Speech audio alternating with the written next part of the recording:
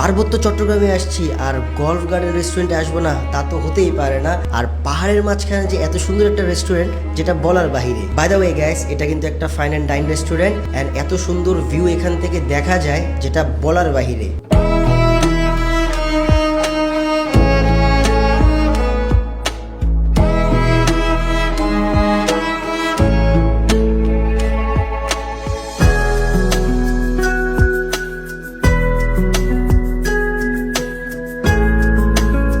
আজকে এখানে আসার রিজন হয়েছে, আজকে আমরা চলে যাচ্ছি চট্টগ্রাম থেকে ভাটিয়ারি থেকে 2 থেকে 3 মিনিটের পথ মাত্র। তাই চিন্তা করলাম যে এখান থেকে একটু ভিজিট করে আসা যাক আর এখানের কিছু ফুড টেস্ট করা যাক।